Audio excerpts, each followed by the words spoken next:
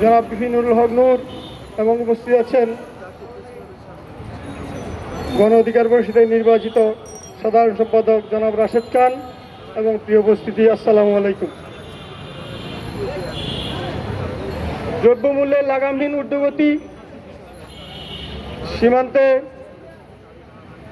আমাদের সিপাহ সালারদেরকে যারা নির্মমভাবে নিষ্ঠুরভাবে গুলি করে হত্যা করছে, রাষ্ট্রের পক্ষ থেকে যে প্রতিবাদ করার কথা ছিল সেই প্রতিবাদ রাষ্ট্রের পক্ষ থেকে না পেয়ে রাষ্ট্রের নাগরিক হয়ে রাষ্ট্রের রাজনৈতিক দলের একজন কর্মী হয়ে আমাদেরকে অবশ্যই প্রতিবাদের ভাষায় কথা বলতে হবে।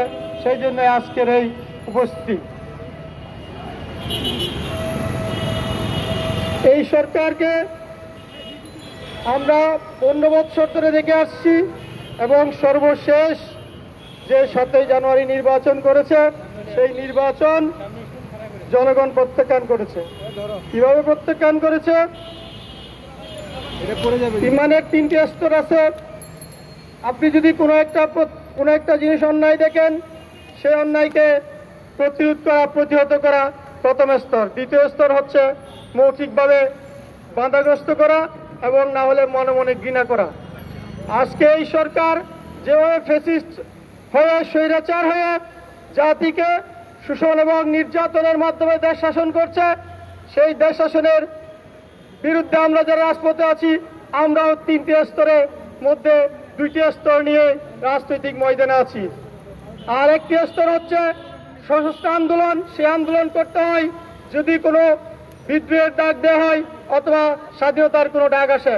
সেই স্তরের সেই স্তর আমাদের প্রয়োজন নাই বিধায় আমরা রাজনৈতিক দল এবং যারা সচেতন মানুষ আছি, আমরা প্রতিবাদের ভাষায় রাজপথে এবং মাঠে ময়দানে জাগ্রত আছি। আরেকটা স্তর আছে, তারা হচ্ছে মনে মনে ঘৃণা করে সেই ঘৃণার বহিঃপ্রকাশ ঘটিয়েছে তারা 7 তারিখ নির্বাচনের মাঠে উপস্থিত না হয়ে।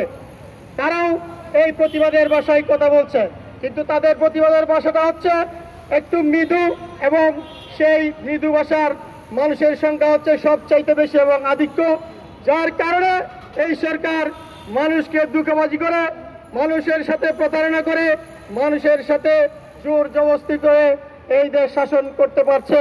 ওই মৃদুভাষী এই বৃহত্তর অংশের প্রতিবাদের ভাষা তাদের বুঝে আসতেছে না।